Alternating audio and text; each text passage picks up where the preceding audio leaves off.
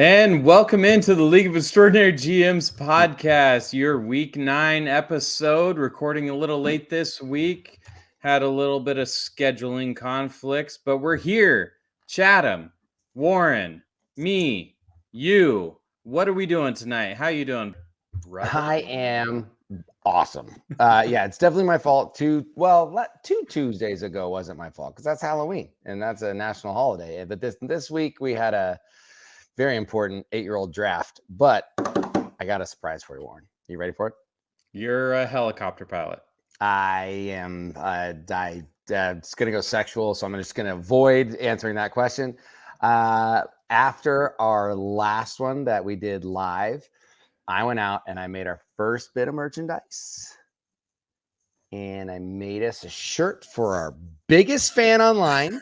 Oh my God. Our first fan, Liam. I'm not gonna lie. Liam. This is maybe not what he looks like. But he's feathery and he's got just some beautiful going on. And I'm all about our buddy Liam. And I made some mistakes and I tried to order one for you and me, and I ended up with 6. So we have merch for sale. And also, here's the shoulders. I bought them all. Merch for sale. I bought them all in XLs because why not? Because I guess large is close to XL. Man. You're doing a little scroll down. So I'm excited. This is what you get to look at tonight, sir. I should just sit the whole time like this. The first thing that came to mind when I saw his face was David Bowie on the Labyrinth cover. I know. I'm sure this is a famous person. That's amazing. Our first fan. First, I got him on t-shirt. Dropping in, complaining about his start-sit decisions. Yes. Like, how did you even find us? Yeah. Oh, that's hilarious. How you doing, man? What are you up to? Oh man, so yeah, this weekend I'm away from home base. It's stormy, it's rainy, it's super windy, and we've got a nice fireplace, and we've got a bunch of board games, which is the sort of thing we're into this time of year. So that's what we're gonna do. We're gonna sit right there in the living room in front of the fire, drink some cider, and play. This season we're getting into Everdell. It's this sort of like a worker placement, town builder, forest creature sort of game, which we just are getting into, but it should be fun. It's what we love to do this time of year. It's awesome. Yeah. And you said earlier that it's like a couple hours north. How's the drive? Drive was great. We pulled our oldest out of school a little early so that we could just buzz out before traffic. If you're trying to get out of Seattle anywhere around 2 p.m. or later, it gets pretty disastrous. So we left about 11 a.m. And I mean, it's so dark and gray up here this time of year. We rolled in about 1:15. I was like, man, it feels like it's like 4 o'clock. Should we like get dinner? Should we get dinner going? We had dinner at like 4:15. That's like amazing. Yeah, it's gonna be great. We're gonna have kids down. Yeah, it makes it feel like midnight for you. You're like 15 cocktails in. But then we let the kids we let them watch movies, so time rolled on. And as we'll allude to here, I had to do some last minute, about an hour of prep for this show because some of our jerkface league mates dropped some new content requests on us. Good content. Which we will abide. But you got to be prepared. I don't like to just wing that stuff. So I wanted to put together some notes, do some research. I mean, we know these guys. It's not like we couldn't have just talked about them, but I wanted to have some numbers. So yeah. So anyway, so on that note, tonight we're going to be talking wide receiver 2s drafted as wide receiver 1s, at least in redraft this year. Mm-hmm. We're going to do a little dynasty stock up, stock down. And then, time permitting, we'll get into some 2024 rookies. All that and more tonight on the League of Extraordinary GMs podcast.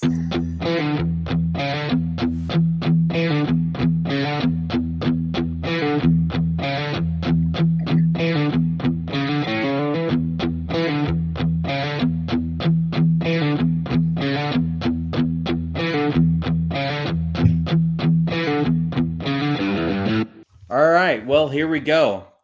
That was our cleanest back-to-back intro and second intro ever. I may not have to edit anything. That's great. That saves me a lot of time tomorrow. It's awesome. So, topic number one, wide receiver twos, as in number twos on their own team, drafted as wide receiver ones, as in top 10, 12-ish wide receivers in fantasy football. So we're going to talk about three guys, Chatham. You want to introduce these three fellows and tell us how we're going to go about this topic.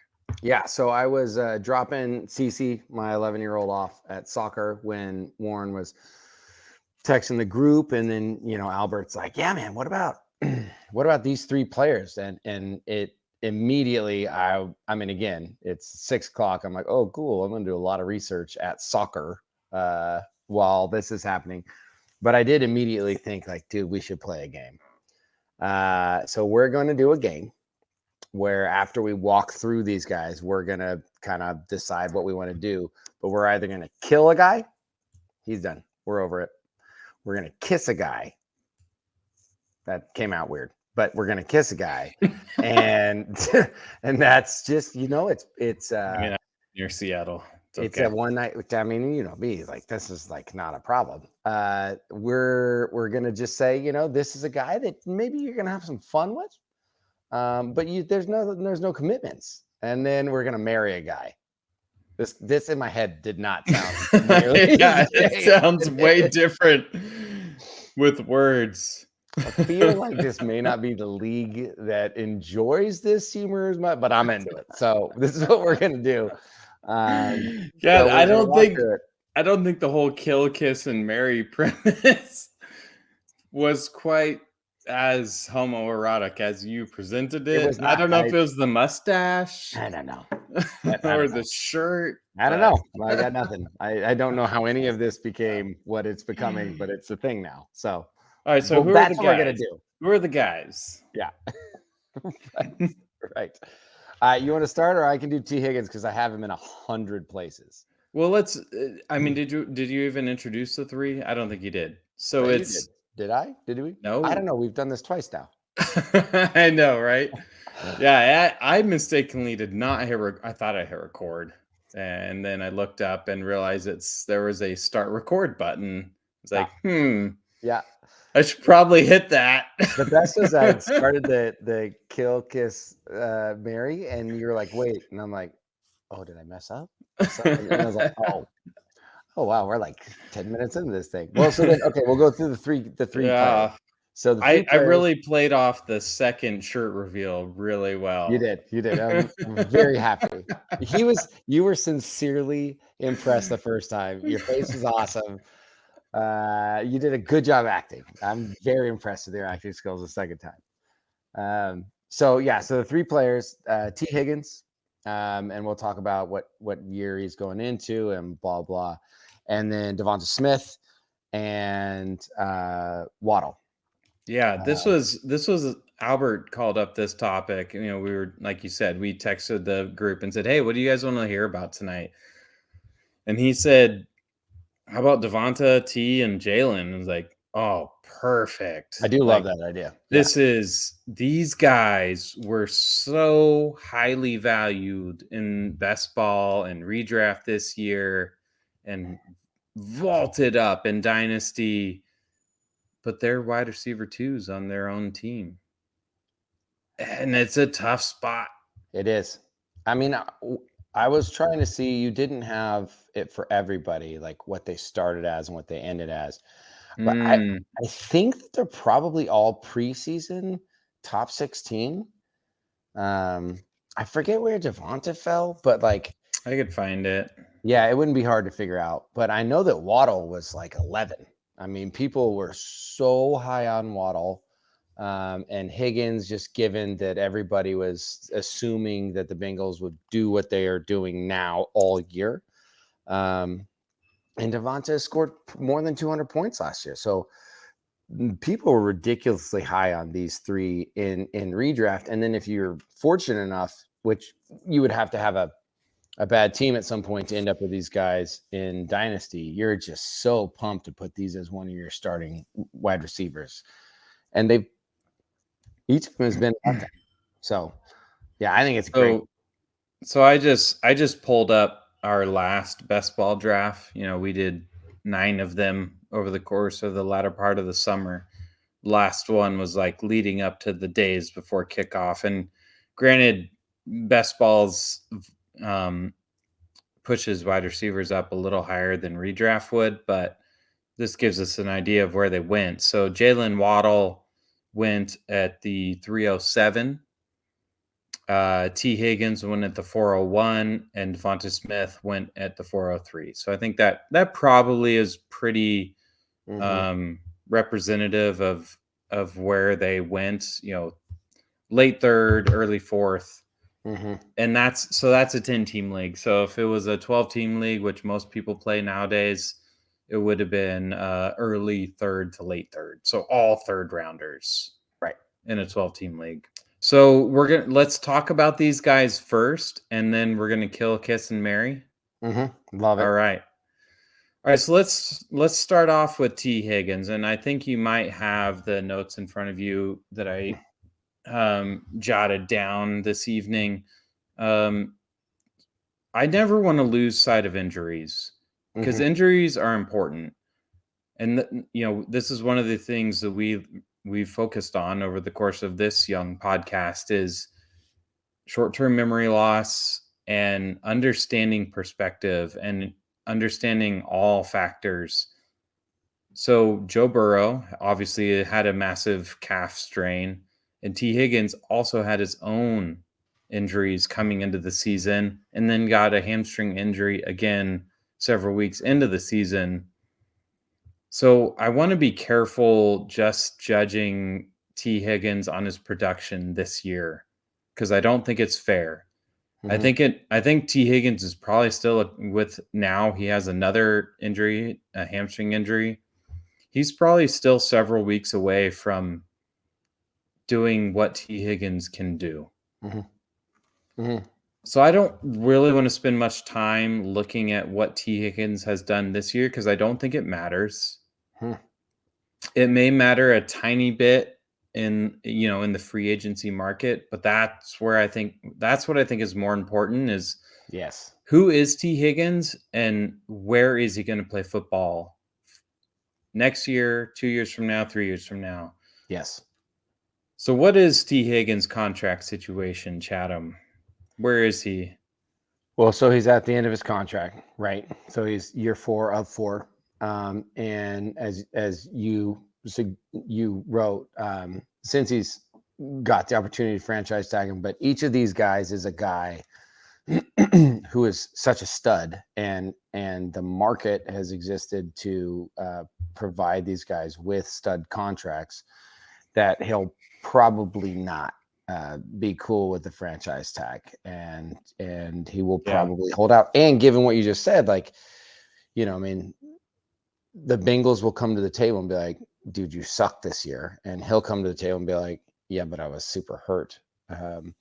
And there's going to be a stalemate there. So I think it's actually arguably the most tenuous of the three guys, because he's had one game, literally one game. Second game of the season, he put up a big number. But like the first game of the season was one where people were like okay with it, and because he had 8 targets, but he really only had 2.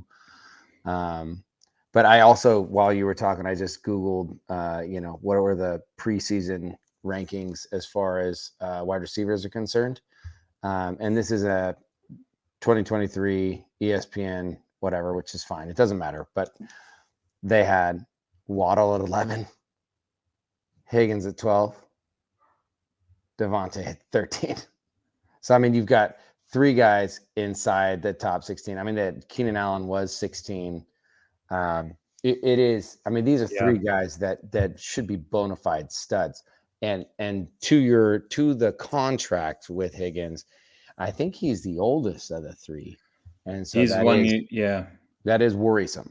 Yeah, he came out 1 year ahead of the Slim Reaper and the Penguin. God, I love it. The Waddle is like my favorite thing. Well, let's dig into some of these player profiles, because that's something we value, right? Right. We value who these guys are, not where they are and what they've been doing. So T. Higgins, he's 6'4", 220. He runs a 4.6 40, which is 34th percentile. But, for the weight adjusted speed score, he's 75th percentile, which he's pretty quick for a big guy. Dude, he's huge. He's not a classic. If you look at his win rates and his route win rates versus man and zone, he's not a route winner, which you don't expect that from a guy who's 6'4". He's Right. Mike Evans, right? Right. So you just want this guy to get air yards, splash zone targets, right, and contested catch success, and targets inside the money zone, inside the red zone, in the end zone. And a couple things, the last one there, the money zone, is just kind of threw that out there, but obviously end zone targets are important. But another one I threw out there was splash zone targets. And I didn't have enough time to dig up those statistics this evening, and maybe I will. But that was something that I've learned from Hayden Winks, who is the co-host of Underdog Fantasy for Underdog Best Ball with Josh Norris. So he did a study of splash zone targets, which this is really important to single season production. So a splash zone target is any target inside the numbers 20 yards downfield. And why that is important is because, one, when you're inside the splash zone, you have room to work before the target. So you have room to separate, versus outside the number, you don't have room to separate. 2, you have room to work after you catch the ball. So you have room to explode and get downfield even further. So I don't want to say that T. Higgins is a splash zone winner, because I didn't have time tonight to look into the numbers. But that is something that I want to bring into our analysis moving forward, not just the profile, the win rate versus man and zone, but I'm going to find a consistent source to find that splash zone number. To me, it's not indicative to dynasty production, because it's a system thing to me, right? It's who's your quarterback, what's the system, right? Well, because they say that, right? Like with Purdy, right? With Purdy, one of the things the knocks was he was just a check down guy like Garoppolo, but then they did a whole thing. I'm like, no, he throws the ball. His ADOT, it's an impressive number. He does a lot of 20-yard throws. Yeah. So it is a system thing. Yeah, just like the Rams, right? Like Puka and Cooper, like super splash zone. But outside of that, right? How good are either of them on the Bears? Right. Yeah. We all love Bilbo Baggins. So anyway, so T. Higgins, he's your classic big body contested catch banger. I think your Evans thing is awesome. I've never put that together. I'm sure it's a pretty common one, but like even this weekend, he had a good game. I don't know exactly his number. It's like 890 or something like that, and he missed a touchdown by inches. He doesn't really separate post splash zone because, again, he's not super fast, and so those little safeties can catch up to him, whatever. But man, he's enormous, and a healthy Higgins is someone that is going to win you leagues because he's going to get the targets in the money zone for sure. And he's going to get the targets when they need there's a 3rd and 7 and they need a guy to go out 12 yards. And so, I mean, the guy's a stud, but that's obvious. It's just where does he land next year? Does he come back? A healthy Higgins coming back to the Bengals would be sick, or does he end up somewhere weird? Right? Like he could end up somewhere weird. I mean, yeah, I don't know. Or I mean, he's super young still, so like he's not going to pull an old man Thielen, but like, Yeah. being the only guy with a guy who's a rookie, because there are all these rookie quarterbacks coming out. Like maybe he ends up with a rookie quarterback in someplace weird, and then the guy's like only feeding Higgins. Again, that would be amazing. But I He's do think 24.8. He's basically 25. Yeah, I do think the best case scenario is where he is with a good quarterback who just feeds him the ball in the money zone. All right. So let's talk about the quite different player Totally different. profile. Let's talk about the Slim Reaper. So the first thing, and I kind of highlighted this up top in my notes, the thing that stood out to me was he's actually exactly on pace this year to do exactly what he did last year. Mm-hmm. Whereas when I think of Devonta, the Slim Reaper this year, I'm like, I am underwhelmed. Mm-hmm. He's got like one explosive game, and then other than that, it's been all AJB. Mm-hmm. And then I went and looked at his splits. So right now, through the halfway mark, he's got 42 catches, 530 yards, and 4 touchdowns. And we're halfway, right? Mm-hmm. 2022. You think about Devonta Smith, you're like, yeah, he had a good year. I'm happy with that guy. Mm-hmm. 95 catches, 1,200 yards, 7 touchdowns. That's almost exactly halfway on production. Mm-hmm. And then the more I thought about that, I just thought, and not to get to the conclusion before the buildup, but he truly feels like a boom bust flex. Like if I could have him as my 3rd wide receiver, Yeah, I would be exactly. stoked. Yeah. But if I'm slotting him in as my wide receivers 2 and he's giving me 3, 4, 6, 9, like 30% of the time, nope. Yep. I don't want that. His numbers are weird. So it's not quite, 0, 20 or 320. So on the season, he's had 1, 2. Yeah, so I'll just read it off. So Yeah. 14, 21, Yep. 5, 5. 11, 1, Yep. 7, Yep. 7, 20, 13. So Like the that stretch 13s. from week I know. 3 to week 7, that's brutal. And it wasn't against good teams, right? He played Tampa Bay, who at the Tampa time. Bay, Washington, Rams, Jets, Jets is fine. fair. Jets is fair. Right. Miami, not fine Not because fine. that was before Ramsey came back and Howard So came if back. you're looking at these defenses, it's Tampa Bay. So from Tampa Bay on for against wide receivers, it's the 2nd worst, the 4th worst. Yeah. The Rams, I don't know, they're 22, so that's fine. The Jets are the best, but then 10th worst in Miami and 4th worst in Washington. And it is really interesting because it's also number of targets. Like you look at his targets in those games, it's 5-5. No, sorry, that's not true. The Minnesota game before he got 5 and he put up 23 points because he had 4 receptions for 131 yards. 32 yards a catch. That's ridiculous. That's what he is. That's what he is. Because to your splash zone thing, man, if he gets a ball and he's free anywhere, he is a Heisman Trophy winner. The guy is phenomenally talented, but he has a Thor physical specimen as his 1A, and he is a very obvious 1B. And his, like what AJB is compared to Higgins is he's also fast. So he's like this monster who also is faster.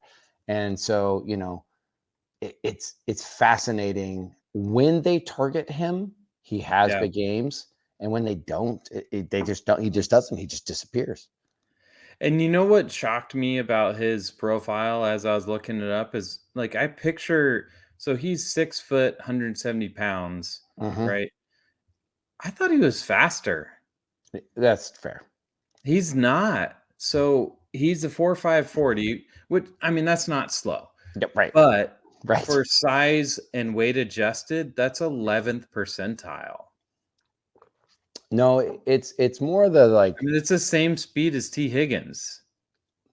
it's He's more four of 100 slower than Higgins. they have always said about him that, when he won the Heisman, because I remember Route. this, right? Yeah, it's the way, it's how well he uses his speed and how fluidly he moves on the field.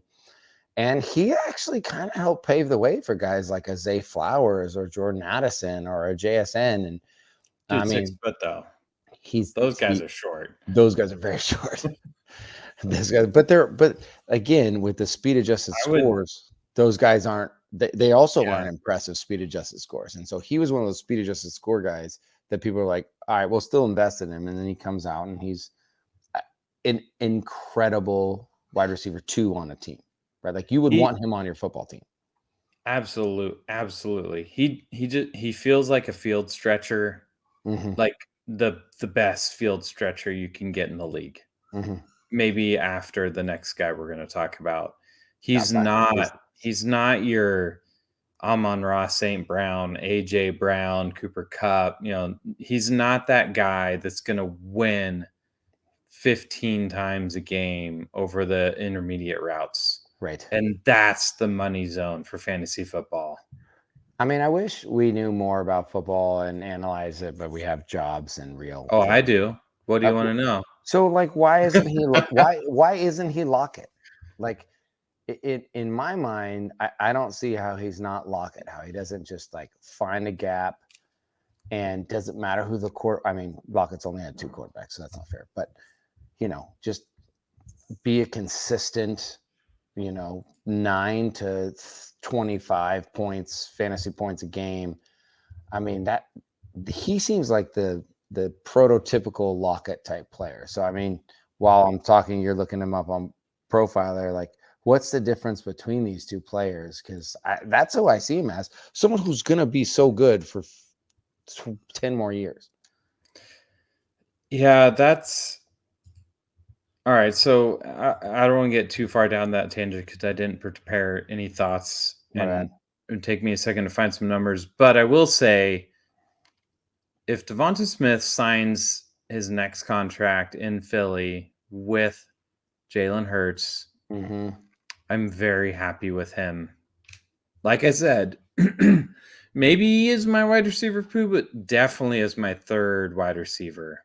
If he's my third wide receiver, I'm ecstatic Mm-hmm. because he's a week winner. You drop him into your flex spot, or if you have a 3 wide receiver league. But if he's my second wide receiver in a 2 wide receiver league, I'm feeling vulnerable. Right. Right. Well, let's keep it rolling. Yeah. I'm Um, looking too much at Lockett now. I'm the profiler. all right, so Moving on. We gotta I'll move get on. it started, and I'm you can stuck. look. So the next one is Jalen Waddle. Mhm. He's also in his third year, just like the Slim Reaper. This year, he's had one explosive game, couple decent outings, and a bunch of turds. But again, like we introduced with T. Higgins, you can't forget injuries. Injuries matter. You can't just intertwine injuries into your production and understanding and valuation of a player. Mhm. Jalen Waddle came into the season with an oblique injury, which is extremely important for an explosive field stretcher like he is. He cannot explode when your core is ripped apart. Okay. So anyway, when I look at his numbers, like I just want to throw out the first quarter of the season and just like, okay, what are you doing now? And what are you going to do moving forward? And I won't even analyze this year with a guy like Waddle.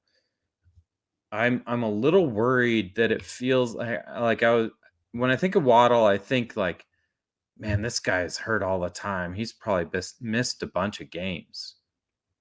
He hasn't. Yeah, one game this You year. look, yeah, he's missed one game this year. He missed one game last year. He didn't miss any of the year before. But he's one of those guys, every time you look up, he's like limping off the field Yeah, and going into the blue. Like, I feel like they have a separate tent yeah, for Waddle.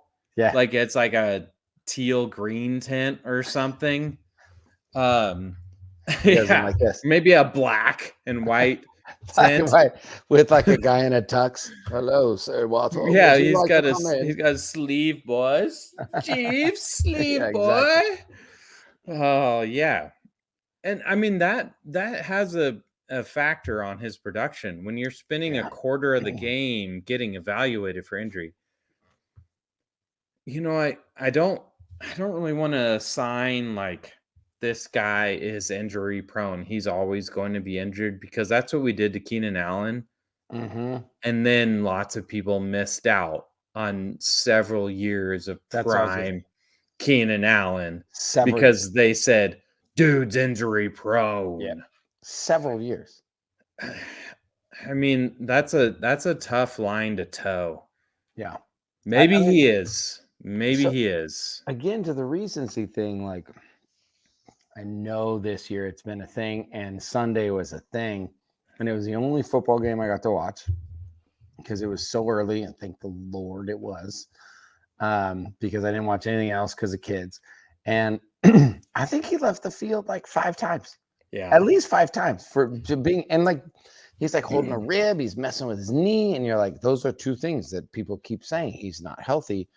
And he had a stinker of a game, right? He put up 7 points. But like, I think with Waddle, it's a little more interesting than with some of the other than either of the other players, because the other players, the other ones on those teams aren't going anywhere. And who knows if Tyreek Hill is serious, but he says he's retiring, right? He's finishing this contract, right? And next year's his last year. And Tua and Waddle, they like each other. They're going to throw the ball. Tua's going to give the ball to Waddle. It will be a thing. And he already likes giving the ball to Waddle. I mean, this week was bad because he was on and off the field. Prior week, he had 7 targets. He's had 7 targets, 9 targets, 12 targets, 9 targets, 10 targets. Missed only 1 game. I mean, I just see, I think the future for Waddle is so bright. And the Keenan Allen one, I'm like pumped for people to fade him. And you snatch him up, right? If it's a best ball, and people are going to be trying to get him in the 5th next year. And I'm like, that's dumb. I'm grabbing him in the 3rd. I'm grabbing the 4th. If it's redraft, or let's say it's an auction, people are going to be trying to get him for $16. I'm like, I'm spending $30 on Waddle. I'm going to go out and get him. I think that, the talent, and again, you can talk about his stats, how fast he is and all that stuff, but like the dude he's the dude. Yeah. Yeah. You just compare contract situations, right? And okay. So T. Higgins, Chase. Yeah, exactly. Chase is the priority, and Chase is younger. Yep. It's the same class, right? As Waddle and Chase and Waddle. Yep. Yeah. And Devonta. And then Devonta Smith versus AJ. Well, AJ Brown is younger than Hill, so AJ Brown is going to be around longer than Tyreek Hill will. And so it does feel like that Jalen Waddle is in the best contract situation out of the 3. Yep.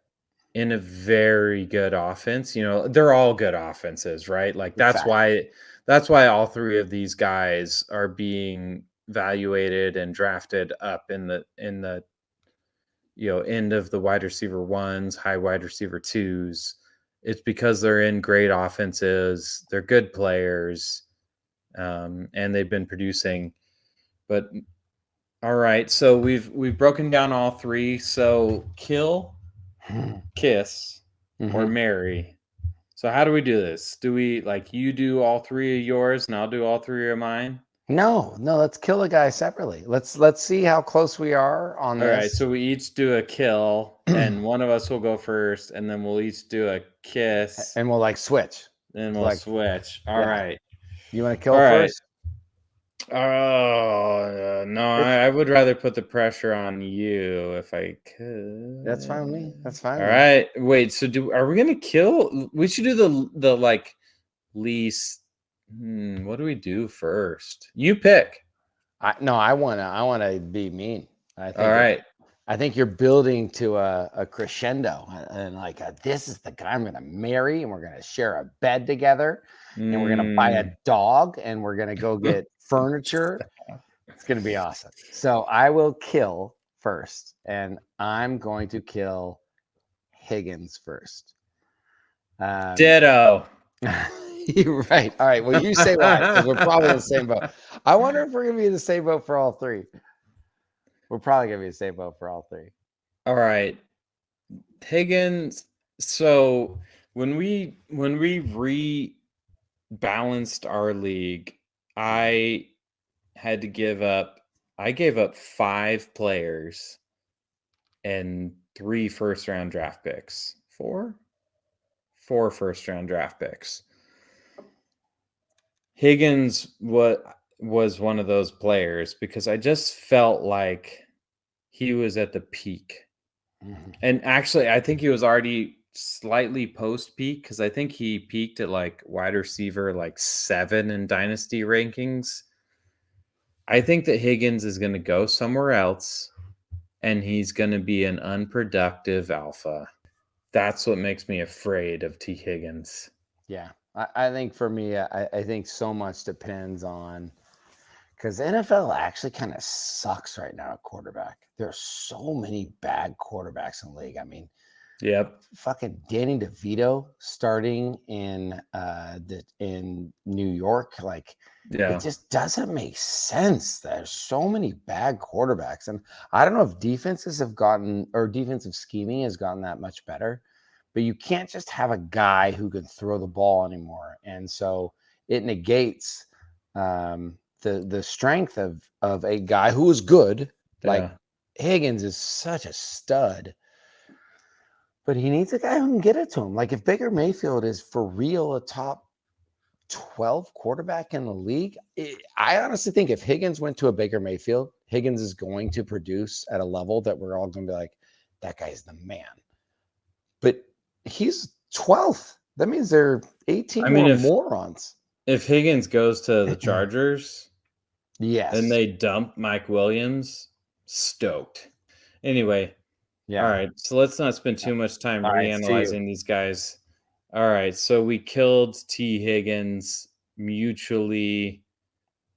I'm going to go straight to Mary. I Okay. have a feeling we're going to be lockstep, Yep. but I'm going to marry Jalen Waddle Yeah. because of the contract situation with Tyreek Hill. He already committed. He's like, I think next year is his last year, That's what I mean. That's the end of his 3-year contract. Yeah. 2024. Yeah. So to me, Jalen Waddle has the safest path to becoming an alpha, and I can buy into it with him. Like even though he's only 5'9", but he fits the modern mold of an alpha. Who do you got? Same. All We're the right. same. I think if I were marrying someone in a redraft currently for like this year and maybe even next, I would have picked Devonta because obviously with Goddard gone, um, I think the rest. current situation. I think the rest of the season, like if I'm trying to win this year's in our league, in our dynasty league, I'm looking to get Devonta on my team over those other two guys. I But think if it's. I'm I mean, and I would say it's a toss up. I don't think it's clear, mm. Well, but also I understand what you're saying. Waddle's schedule the rest of the season is good until the playoffs, and then he goes playoffs. He It's goes tough. Jets, Dallas, Baltimore. I mean, that's why I tried to trade you for Dak last week I know, because I have Tua, and I'm like, shit. I know, I know. Anyway, so we're kissing Devonta because he's just that Mm, perfect one weekend wonder. so You're fun, gonna have a great time. great time. Explosivo all around. So All fun. right. So we're 43 minutes in. I don't know how long you want to do this tonight. Should we go stock up, stock down, or should we jump into rookies? I think we jump into rookies and we Let's stock do up, it. stock down. Yeah, that's what I think. I want to talk about one guy in Stock stock up, up, stock stock down. down. Yeah, okay. Justin Jefferson. Oh, I love this conversation. What is Justin Jefferson's future? He is currently in the 4th year of his contract. Mm-hmm. The Vikings have the option to exercise the 5th year option, which elite wide receivers are not fond of. Mm-hmm. And if they wanted to, technically, they could franchise tag him Right. for 2 more years after that, which is insane. I don't understand how the Players Association Yeah, allows that. allowed this ability for a first round draft pick to be locked up by a team for 7 years. I will say That's a different topic. it's not It's not a topic. ridiculous. I think that It's ridiculous. as an aside to your aside, wide receivers can shove it up their butts because their careers are longer. The way they let the way the Players Association lets teams treat running backs in the same Yeah. situation is so much worse because those dudes make nothing. I And they feel like they die. should not be able to franchise tag running backs. That's exactly No that's right. option for No the option. team. Nope. You pay a guy or you No. don't pay a guy. Maximum 3 years. Yep. Yeah. So anyway, aside With to a the side, player option for the 4th. I love Right? that. It just doesn't make sense. What It's kind of lawyer is ridiculous. speaking for these men who like I don't understand. ruin their lives? Oh my god, it makes me sad. It does. It It does. makes me sad. It does. Anyway, so Justin Jefferson. Yeah. All right, let's look at the negatives. This year doesn't matter, right? No. But For let's his look at the valuation. negatives, right? So like Negatives. one, they don't know if he's coming back, right? So he today said there's no timeline on him coming back. Yeah, this year doesn't matter. But they're gonna make the playoffs. Well, I shouldn't say that. For his value, for his long-term value, especially for our league. This year doesn't matter. Oh, you're right. You're 100% right. But I'm saying he cares. He cares, which Oh, just sure. goes to show that he cares about the franchise and he wants to be invested in the franchise.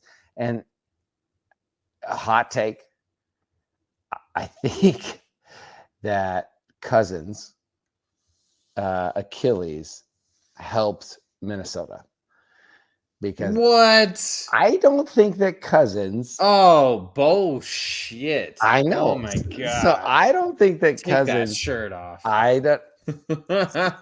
Liam and I don't think that Cousins hit. Oh my god. I don't see his market being as big. And like, where is he? Who's gonna sign him?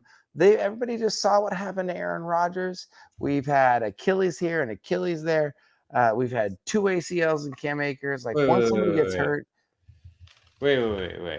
All right.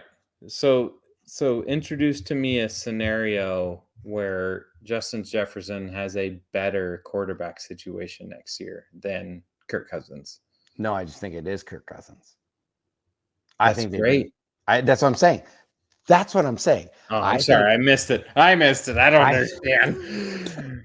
All right, I'm back in. okay. This is great. I I'm think excited that again. prior Cousins going down, Minnesota was looking at like, oh, things aren't going well, or they are going well, and we're going to maximize and we're going to opt out on Cousins. Cousins is going to go sign a bunch of money everywhere else. But now the dude's hurt, and no one wants to spend money on a hurt guy. Like the Niners could have gone and got Cousins before the trade deadline over Purdy and then blah and everything, and they win the Super Bowl, and they still going to win the Super Bowl because God bless the USA. But the point is, Cousins doesn't have an option now. And if Cousins has to come back to Minnesota, you got the number one guy in fantasy football. Wait. I mean, if Purdy shits his pants the rest of the year. Well, you're right. Okay, fair. Okay. I don't want that to happen. I'm optimistic that it's not going to happen. Everything he says in his pressers is not going to happen. He's so cute. And if he were like 3 years younger, I'd tell my daughter to marry him. Fine. But hypothetically speaking, if Yes. Kirk Cousins, which coming into this season, nobody expected he would be the quarterback for the Minnesota Vikings next year. Yes. What is Justin Jefferson with a Dobbs? Right, with Dobbs, or they have to trade up and they ruin their franchise. I mean, who could be their they don't, to me, they don't seem like why'd you come off? They don't seem like a let's rebuild right now. No, I agree.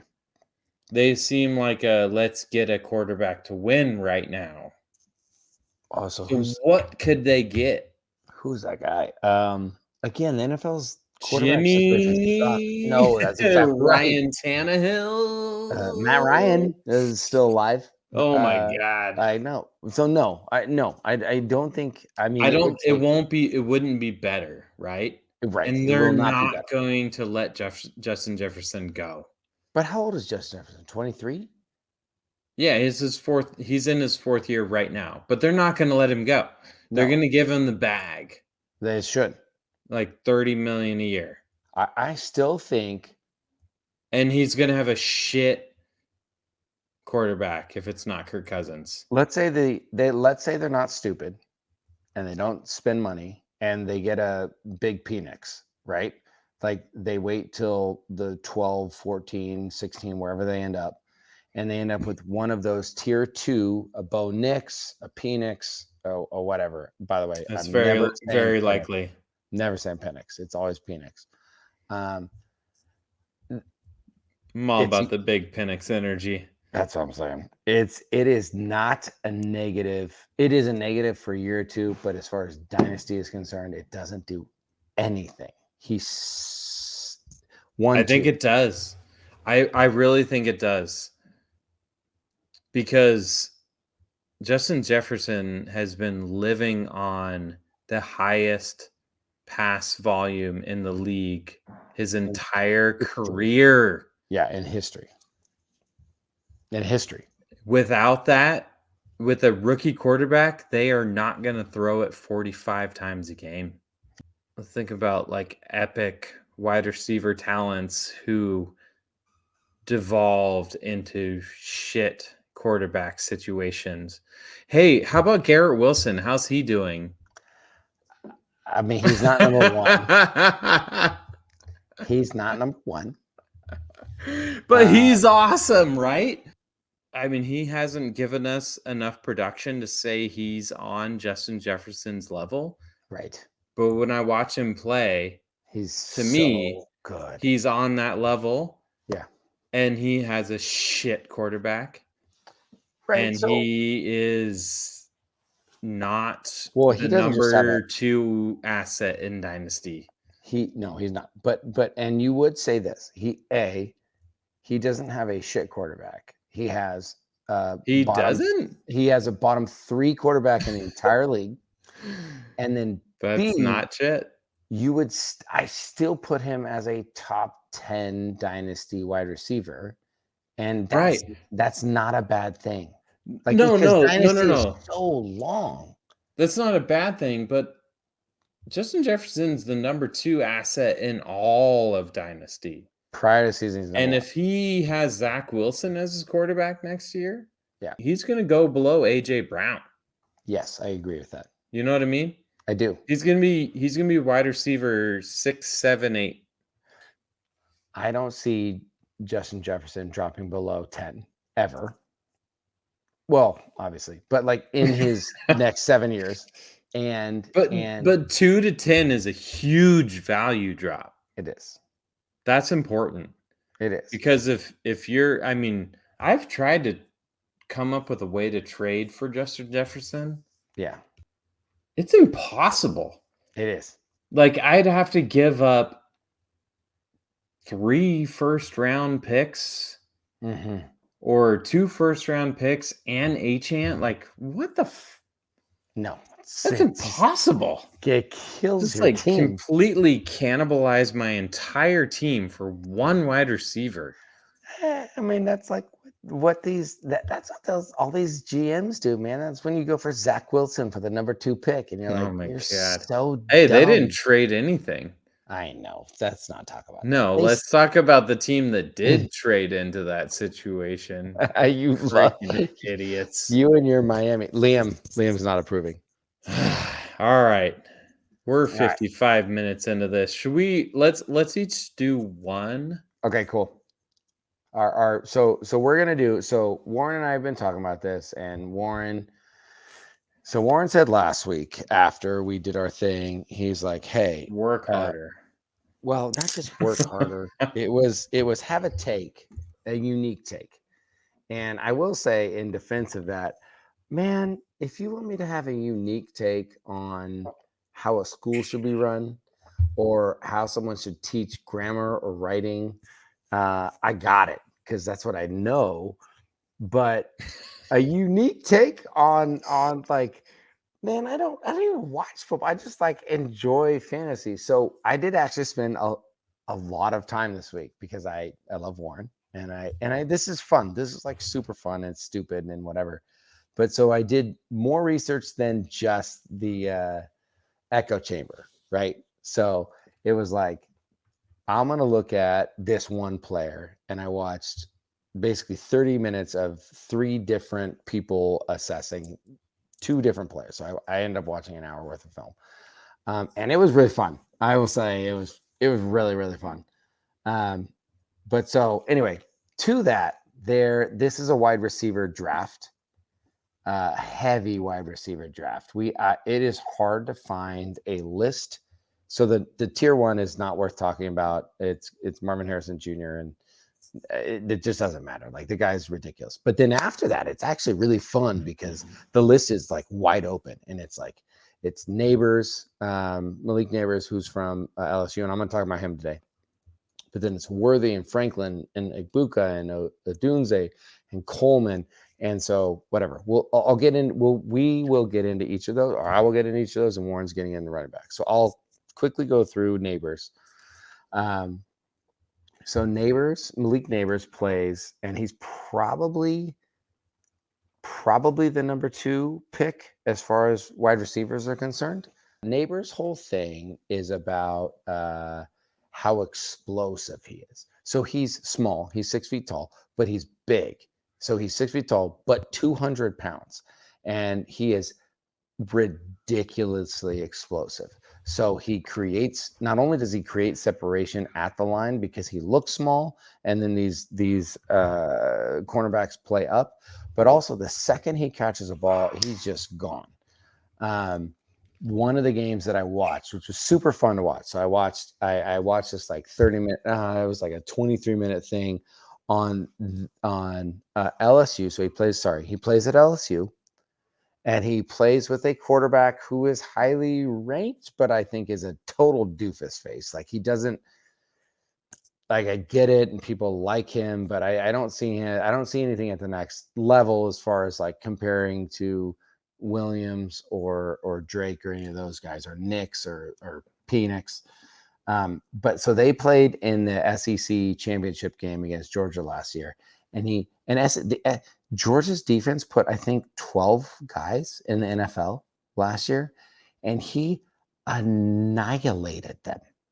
He beat up the guy he was lined up against is a safety one. Will go in the first round. Will go in the top 10, and Neighbors nuked him over and over again. There's no 40 times for current college players, but his 40 time coming out of high school was 4.47, and that is ridiculous. So he just zooms past guys already in college football. He zooms past Alabama guys. He zooms past Georgia guys. We're talking about people who are absolutely incredible division or top 15 cornerback, defensive back athletes, and he is just making them look like it's ridiculous. The only other specific thing that I was looking at is a lot of teams play zone against him because they can't guard him, and he reads the zones exceptionally well. And so he plays a lot from the slot, a lot. So he plays in, and the idea is they pass him off once he's in the slot, and he's just so good at finding that space. And it is unbelievable. I mean, there were a couple of different ones. Against Arkansas was the second game that I watched, and against Arkansas, like someone would play up on him and they give him a little bump, and then there'd be someone high, and he would just settle himself 15 yards in right before the splash zone, catch it, and then he's gone. And it's just unbelievable. I mean, he was an easy top 5 wide receiver in the draft, and arguably the guy that comes after Marvin Harrison Jr. And I just think that I think that Coleman and Odunze are getting all of the accolades because they have guys and they play lesser competition. But I think Neighbors has 2 years in a row, he's put up 1,000 yards. Like, to do that in the SEC against the people he's competing against, and with a quarterback who is super athletic but not very accurate, I just think Neighbors would be my number 2 right now. Yeah, you know who didn't get it done against Georgia in the college playoffs? Yeah. When you read or hear that somebody annihilated Georgia in any sort of context, that's important.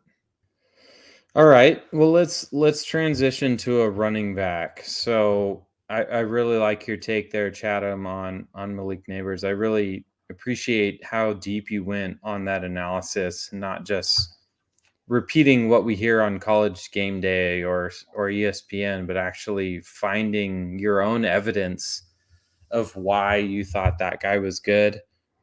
And that's exactly why I'm going to talk about Travion Henderson, Ohio State running back.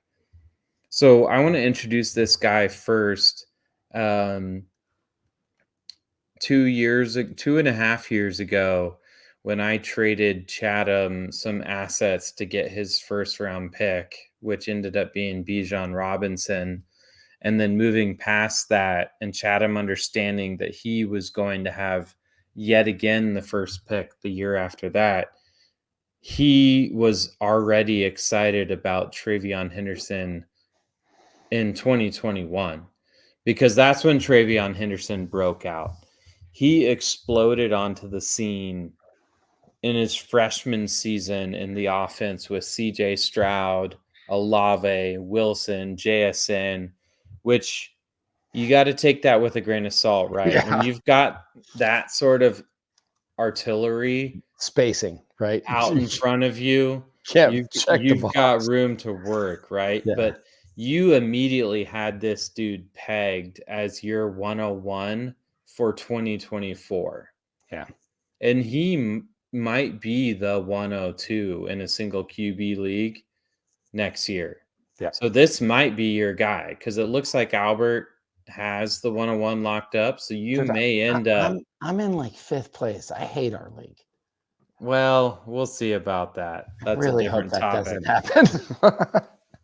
So Travion Henderson exploded onto the scene as a freshman, putting up massive numbers, and then he broke a bone in his left foot in 2022 and missed half the season. So he kind of dropped off the scene, and Raheem Rocket, his nickname is Sanders, surpassed Travion Henderson and took over the number 1 spot for running backs for the 2024 class. But from what I'm seeing now that Trevion Henderson has come back healthy in 2023, he did miss a couple games because he had another injury. I don't remember what it was, but I think it was 3 weeks ago. He just came back and he posted a massive line, 24 carries for 162 yards and a tutty, 4 reception for 45 yards, over 200 all-purpose yards. Hmm. This dude, when I watch this guy play, all I can think about is Austin Eckler. He's quick. He's got great hands. You can see that he has excellent vision, reading the hole. He's explosive and he's elusive. Like, not just breaking a tackle. The thing is, you don't just have to break a tackle on the point of contact. As long as you evade a tackle, in my book, you broke the tackle. You're Right? Right. So if you can just get away from that guy before he ever touches you, to me, that's a broken tackle. Right. You juke that guy out of his shoes and he dives on the grass empty-handed. That may not count as a broken tackle because they never touched you, but that's an evaded tackle. Right. He also has a really good stiff arm. I feel like when he plays Madden, he's just like pushing X over and over. But it worked. It works. Like he's 215 pounds. He's just like slapping fools down. He's not just catching dump offs. He's doing like downfield, lining up outside, wheel routes, down the seam. It's not just dump offs. I really think he has it all. I appreciate you remembering because he's not Bijan, and that was a dumb take to think that losing Bijan but getting Trevion was going to be a 1-to-1 because I mean Bijan.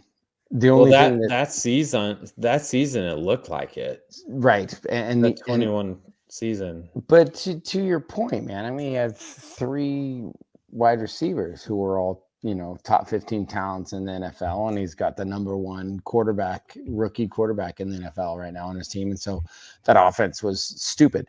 And the only thing that holds Bijan back is the fart face Arthur Smith, and so I think. You look like Arthur Smith a little bit. I know, it's the only thing that pisses me off. I'm really liking this, and that's a bad thing. It's a bad thing. I think the comps, he's not a Breece Hall. So I think if we're looking, like let's say we're talking 2 years down the line, right? So I still think you've got Breece Hall and Bijan as the 1-2. Hopefully, right? Like hopefully Bijan doesn't fall because he's got some terrible situation, and Breece Hall looks like a frickin' stud. I still think that you're outside the top 5 maybe with Trevion, but I mean, I haven't looked at the little red rocket, and I just don't care. Like when Trevion comes back and they play anyone, they play Notre Dame, he comes back and they win handily. Ohio State is so much better than the next college football team. He's really good. I really want no sanctions to come down against Michigan for their cheating scandal. Cause come on, man, who's not cheating? And then B, I want to see Ohio State with a healthy Trevion because they're not as good of a football team. They aren't as good as Michigan, but I think that Trevion is actually that much better in college than everyone else now. And I think it'll just rocket him. And so then it's a landing spot. So where does he land? So I think Trevion is going to be the number 1 running back in this class. Right. Yeah. I don't think because of his knee stuff, I don't think he's played. I mean, I don't think so. He injured his knee in the first game of the season. He sat out for most of September. He tried to come back and play through it. Mm-hmm. Missed 3 more games, and that was 2 weeks ago when I made these notes. Oh yeah, I mean, I want to talk more about him. I will talk more about him in forthcoming weeks because I do have some fun things to say about him. But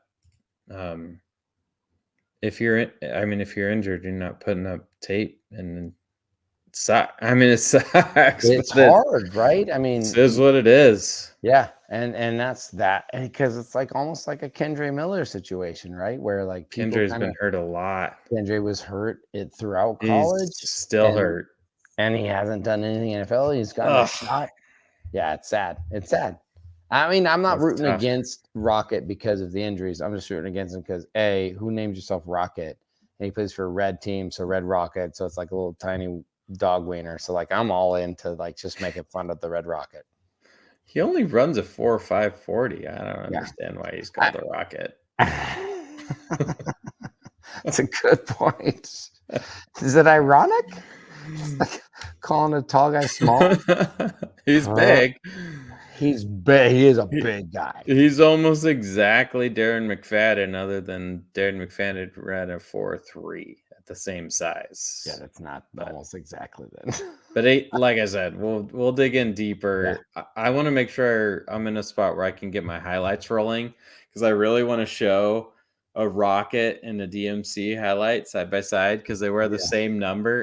It's really fun. Like, I had a lot of fun with it. Yeah. All right, man. That was fun.